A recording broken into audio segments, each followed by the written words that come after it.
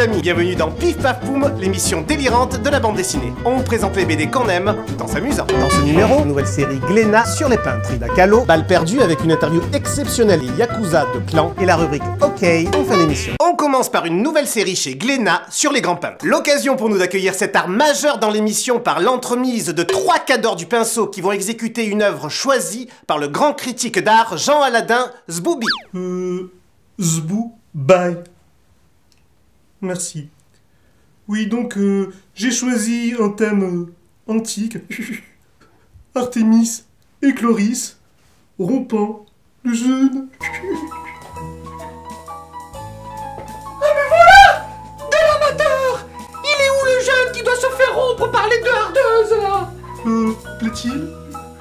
Quel est ce polichinelle qui me souille? Filet mon fion, ministère du bus! Et c'est ce que j'étais en train de vous dire! Pour souiller clitoris! Chut! Chloris, abruti! La déesse des fleurs!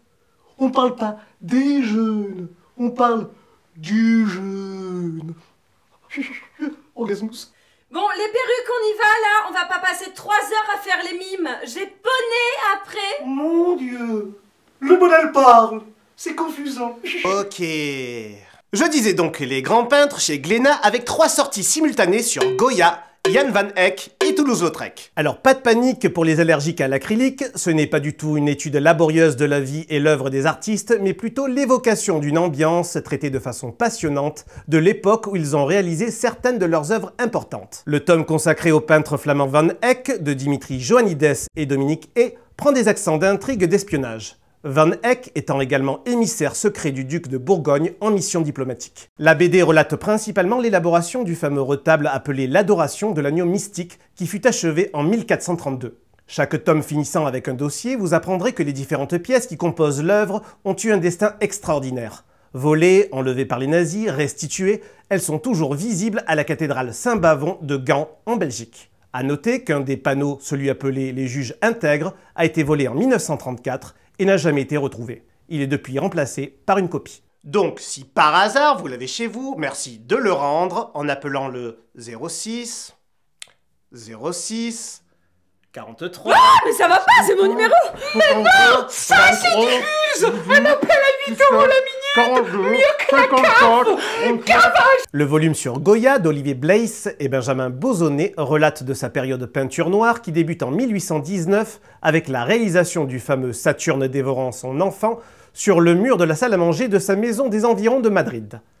L'ambiance est ici proche du huis clos psychologique. Mention spéciale enfin à Toulouse-Lautrec et sa bande de joyeux drilles des nuits montmartroises avec Oscar Wilde, Gris d'égout et autres Valentin le Désossé ainsi que la célèbre Goulue, sorte de Zaya format XXL de l'époque. On appréciera particulièrement dans ce tome de Blaise et Dumont la finesse du dialogue et notamment les jeux de mots aux accents tout gosciniens. Notons que la Goulue rendit Toulouse-Lautrec célèbre lors de son apparition sur une affiche réalisée par le peintre pour le Moulin Rouge en 1891. Donc on ne sait jamais. Autre temps, même méthode. Si toi aussi, obscur gribouilleur sous ton pseudo Zlatan met tout dedans, tu réalises l'affiche du Macumba Night de Palavas pour l'élection de Miss Sapine et Guirlande à la soirée Jackie et Michel fête Noël, tout n'est pas perdu. Ravale tes boules et prends ton pinceau. Enfin, précisons que 10 titres de cette série passionnante sortiront chaque année. Les modèles, ça va? Comment te dire? Gwendo a avalé une mouche et du coup je me retrouve toute seule avec ma grappe. Faudra accélérer un peu là, j'ai Babington après.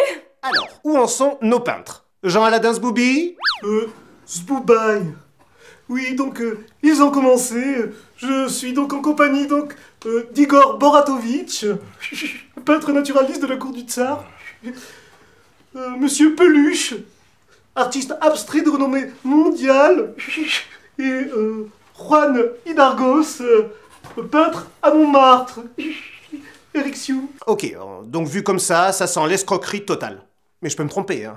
Autre peintre mise à l'honneur chez Delcourt, la mexicaine Frida Kahlo, dans l'excellent ouvrage du même nom de Jean-Luc Cornette et Flore Balthazar. La BD prend ici un angle plus biographique à travers la vie amoureuse, politique et artistique de cette artiste de génie, épris de liberté qui accueillit chez elle, au Mexique, Léon Trotsky, cadre du Parti communiste russe, forcé à l'exil en 1937. En compagnie de l'exubérant Diego Rivera, lui aussi peintre, Frida se construit artistiquement durant ces 4 années que retrace le livre en mêlant la petite histoire au milieu de la grande, qui aura pour point d'orgue l'assassinat de Trotsky.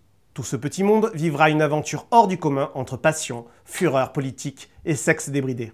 A noter que l'album est complété par un dossier historique de 6 pages réalisé par la biographe officielle de Frida Kahlo. Pendant que notre équipe de peintres tâte du pinceau, lui manie la sulfateuse. Lui, c'est Roy Nash, le héros de Balles perdues, paru chez Rue de Sèvres. Roy Nash, c'est un tueur solitaire façon samouraï de Melville, interprété par Alain Delon, dont il a d'ailleurs les traits dans la BD. En pleine prohibition, il est envoyé à Los Angeles régler les comptes de la pègre pour payer sa dette envers le boss de Chicago. Si tu ne vas pas à Hollywood, Hollywood viendra à toi, a dit le poète. Un invité de marque est venu donc jusqu'à nous. Scénariste du guet-apens de Sam Peckinpah avec Steve McQueen, producteur et scénariste des Aliens, réalisateur entre autres du Bagarreur, des Guerriers de la Nuit, du célèbre 48 heures avec Eddie Murphy et Nick Nolte, mais encore de Double détente avec Schwarzenegger, ou plus récemment du Plomb dans la tête avec Stallone. Voici donc venu dans Pif Paf Poum le cultissime Walter Hill, aujourd'hui scénariste de ce magnifique Balles perdues, et rencontré chez nos amis de BDnet Bastille, en compagnie des non moins talentueux et respectivement scénaristes et dessinateurs, Matt et Jeff. Bonjour Walter Hill. Hello.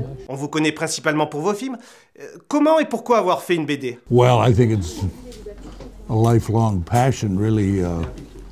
I wanted to have the opportunity. I met Matt on the set of the movie I did in New Orleans. He suggested that I might write a story for a graphic novel. Parce qu'en fait, j'ai une de mes séries précédentes qui s'appelle Du plomb dans la tête, qui a été adaptée au cinéma dans un film qui a été réalisé par Walter Hill. J'ai été invité sur le tournage aux États-Unis. On s'est rencontrés, on a beaucoup sympathisé, on a discuté de scénario et comme Walter est quand même un grand scénariste, son premier scénario c'est Le Guet-apens avec Steve McQueen, je lui ai demandé s'il avait des scénarios qu'il n'avait pas filmés ou qu'il avait écrits, qu'il avait sous le coude et qu'il pourrait faire une bonne BD. Il m'a envoyé le scénario de Balles perdues et donc voilà, c'est comme ça que ça s'est mis en route. And it was, as a child, I would always love the comics. So I wrote a gangster story from the 30s. It was a kind of what we call a retro story, kind of John Garfield, Warner Brothers story from 1938 or something like that. That's the spirit of it. You know, when you get to be my age, you like to be childish because, or you like to have the memories, you know, recall the things that you loved as a child. Comment s'est déroulée votre collaboration? Je lui ai envoyé des questions, je lui ai envoyé des suggestions, je lui ai demandé des autorisations pour changer 2-3 choses. Donc il a toujours été impliqué, de la même façon qu'il a été impliqué dans l'apparence des personnages, aussi bien pour le personnage féminin que pour le personnage principal, puisqu'on a discuté plusieurs fois et on est tombé d'accord pour dire qu'on avait tous les trois, d'ailleurs avec Jeff, une passion pour Alain Delon, et donc on s'est dit que ce serait amusant de faire un clin d'œil à Alain Delon avec le personnage principal. Nous nous attendions à voir Nick Nolte ou Powers Booth dans le casting des personnages et finalement c'est Alain Delon. Pourquoi ce choix? Well, I said, you know, they said to me, what should he look like? And I said, well, we're in France. He should look like the greatest actor that ever played gangster films, Alain Delon. He was always my favorite. Borsalino and Sicilian Clan, there were so many films that he did that I always thought he was the best actor of criminals, I think, that I've ever seen, professional criminals.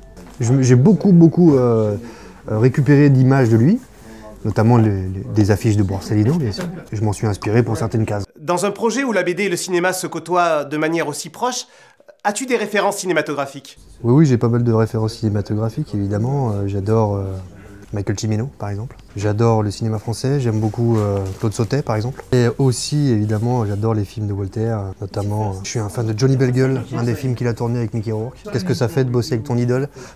C'est vachement impressionnant, très enrichissant, ça donne l'impression d'être important. Et surtout, ça donne un scénario qui est hyper efficace. Au niveau des choix esthétiques, est-ce que Walter Hill t'a donné des consignes? Donc les gros réalisateurs américains, sur leur tournage, ils ont des scripts, des gros cahiers comme ça. Je me suis dit, je vais lui faire la même chose, mais avec des croquis. Donc pas loupé, en fait, ça lui a plu, et il a gardé le truc avec lui. Et il a regardé tous les croquis des personnages, et il m'a donné quelques directions. Celui-là, par exemple, il vaut mieux qu'il soit rasé, celui-là, il vaut mieux qu'il soit un peu moins fort, etc. Mais en gros, j'étais assez tombé dans le mille. Je lui ai donné le gros script, je suis rentré chez moi, je m'y suis mis, et puis un an après, bing. Quel est votre prochain projet? Un film ou une BD? I'm meant to be doing a movie this summer called Tomboy. It's an independent film, and it's a How to describe it? Very difficult. It's a transgender thriller, I guess one would say. Merci à vous trois pour ce moment. Du samouraï Alain Delon au Yakuza, il n'y a qu'un pas qu'a franchi Amazing Amazian avec Clan, paru chez le Lombard. L'auteur de Légal, que l'on a présenté dans l'émission saison 1, tome 8, a écrit Clan en 2001. C'est dire s'il connaît son sujet, portant ici sur la famille et la trahison, les deux mamelles des relations mafieuses, comme le dit si bien la préface. Quand Saburo, un jeune Yakuza, déclenche une guerre des gangs pour renverser le parrain, ce dernier abat sa carte maîtresse en libérant de prison Shi, Yakuza aveugle détenu depuis 30 ans. Avec un sens du découpage aiguisé comme le katana de ses personnages, Amazian nous sort là un Zatoichi tarantinesque matiné de Ghost Dog, le tout sur une histoire familiale. Du pur plaisir. Alors, où en est-on avec les peintres? Découvrons donc l'œuvre d'Igor Borato... Mais qu'est-ce que c'est que c'est? Oui, voilà. Il me dit très justement que c'est une allégorie de l'école moscovite, représentant un courant dogmatique de la période naturaliste post-Romanov du surréalisme. Ok, ta gueule. Je sais pas pourquoi, je sentais que c'était du bullshit. On poursuit avec la rubrique OK, on kiffe aussi, yeah. Buffalo Runner de Tiburce Auger chez Rue de Sèvres. C'est un western impitoyable retraçant la vie d'Edmund Fisher, vieux cow-boy virtuose du Colt. Vie à côté de laquelle celle de Dustin Hoffman dans le film Little Big Man passe pour un épisode de Oui Oui au pays des framboises. En une nuit, l'homme va raconter toute son histoire à la jeune fille qu'il vient de sauver d'une bande de mescaleros tout en fabriquant de nouvelles balles destinées au reste de la bande de pillards attendus à l'aube. Le dessin, sauvage comme un cactus énervé, nous fait ressentir à chaque coup de Colt le recul de l'arme, tandis que les couleurs belles et apaisantes contrastent avec le contexte très dur, déconseillé aux âmes sensibles. Intense, superbe, les qualificatifs élogieux pourraient s'égrener comme les coups de feu de Fisher. Allons au but, c'est un tir parfait. Autre western et pas des moindres, la sensation Undertaker chez Dargo de Meyer et d'Horisson. Il s'appelle Jonas Crow. Et il est croque-mort. Métier qui a rarement fait un héros, celui-ci manie aussi bien le siku que ses serments funèbres, dealés contre un bon steak et à base de punchlines anthologiques du style « Tu laisseras ton prochain faire ses conneries tant que c'est avec son blé et son cul ». L'esprit du Django de Tarantino n'est jamais très loin et on ne manquera pas de penser à Christopher Waltz, arrivant sur sa charrette de médecin en voyant notre Undertaker sur son corbillard. Graphiquement à tomber et n'ayant rien à envier au Blueberry du maître Jean Giraud, rien que ça, on démarre avec ce tome 1 intitulé Le Mangeur d'Or, une série qui risque de faire date. Attention, expérience traumatisante. Le reste du monde de Jean-Christophe Chauzy chez Casterman. Une vallée dans les Pyrénées, une mère récemment plaquée avec ses 2 enfants, fin des vacances d'été, une nuit d'orage, vous savez ces bons gros orages de montagne où la foudre pilonne la maison, le ciel noir et tout s'écroule au sens propre comme au figuré. Dans l'esprit d'un roman catastrophe comme La Route de Cormac McCarthy où l'homme fait ressurgir ses plus bas instincts, voici un trip qui va vous prendre les tripes justement et que vous n'êtes pas prêt d'oublier. Surtout avec une fin d'épisode qui va bien vous énerver en attendant la suite. Ça s'appelle donc une réussite, vous ne vivrez plus jamais un orage de montagne de la même manière. En direct des bas-fonds du Paris du XIIIe siècle sous le règne de Philippe Auguste, voici venu l'indispensable roi des ribots de Vincent Brujas et Ronan Toulouat chez Achilleos. Ce roi des ribots, c'est Tristan, dit le triste sire, homme de l'ombre du roi. Notre héros, très ambigu, n'hésite pas sous couvert de son grade honorifique à régler le compte de ses ennemis personnels. Jusqu'au jour où, c'est la bavure, quand il exécute un riche commerçant qui s'avérait être un espion du roi. Quand ce dernier réclame les coupables à son homme de main, le récit s'installe et le dilemme commence. Le dessin, quant à lui, est à l'unisson du scénario, sombre et brillant. À n'en pas douter, une histoire qui s'annonce passionnante et un tome 2 attendu de pied ferme. Finissons sur une note humoristique avec la chouette série pour les plus jeunes parue chez Bambou, reprenant les personnages historiques dans leur enfance. 2 volumes parus, Cléo la petite pharaon de Benet, Cazenove et Di Martino, et le petit Louis XIV de Cazenove et Péral. Cléo, vous l'aurez reconnu à sa bouille sympathique, non ce n'est pas Florence Foresti, mais Cléopâtre qui se crêpe la perruque avec ses sœurs et nous fait découvrir sa civilisation de façon humoristique sur des bases historiques réelles. Vous saurez ainsi ce qu'est un calame, le roseau servant à écrire sur les papyrus, ou que les hiéroglyphes ont été créés vers 3200 avant Jésus-Christ.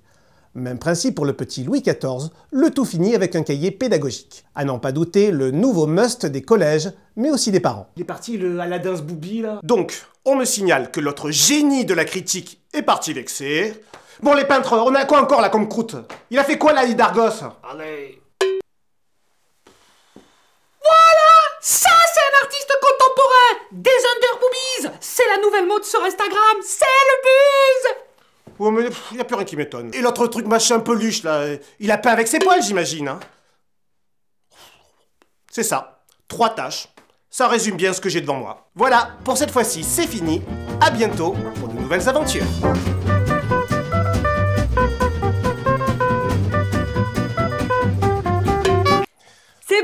aller? Ben, enfin, évidemment, ils sont partis, les peintres. Des peintres? Quel peintre? Tu crois qu'on a le budget? C'était l'atelier de réinsertion des moines catcheurs de Mykonos.